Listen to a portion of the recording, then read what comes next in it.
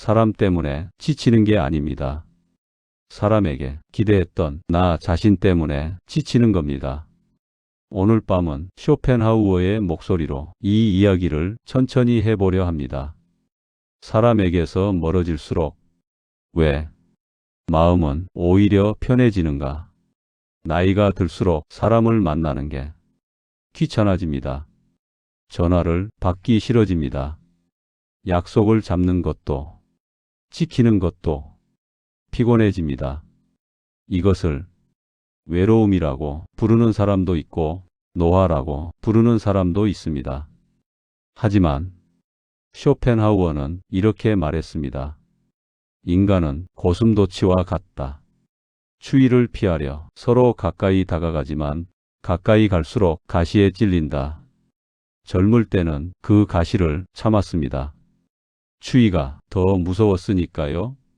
하지만 예순을 넘어서면 이제는 압니다. 추위보다 더 고통스러운 건 가시에 찔리는 일이라는 걸, 사람에게서 멀어진다는 건 사람을 미워해서가 아닙니다.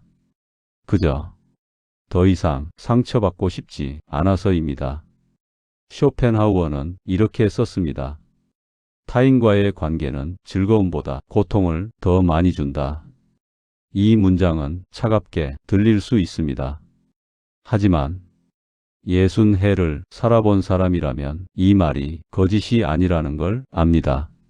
누군가를 만나면 기분이 좋아질 거라 기대했는데 돌아오는 길엔 오히려 마음이 무거워진 경험, 말 한마디에 상처받고 상처 준 사람은 그걸 모른 채 웃고 있는 모습, 그런 순간들이 쌓이면 사람은 피로가 됩니다. 젊을 때 우리는 사람 속에서 답을 찾으려 했습니다. 외롭지 않기 위해, 인정받기 위해, 함께하기 위해. 하지만 나이가 들수록 깨닫게 됩니다. 사람은 나를 채워주지 못한다는 걸. 아무리 가까운 사람이라도 내 마음을 완전히 이해할 수는 없습니다. 쇼펜하우어는 이렇게 말했습니다. 인간은 근본적으로 고독한 존재다. 타인과의 연결은 일시적일 뿐이다. 이 말은 절망이 아닙니다. 사실을 말한 것뿐입니다. 그리고 이 사실을 받아들이는 순간 우리는 덜 상처받게 됩니다. 많은 사람들은 착각합니다. 사람이 많아야 외롭지 않다고. 하지만 진짜 외로움은 사람 속에 있을 때 찾아옵니다. 함께 있는데도 이해받지 못할 때, 말을 해도 듣는 사람이 없을 때, 웃고 있지만 속은 텅 빈 것 같을 때, 그때의 외로움이 혼자 있을 때보다 더 깊습니다.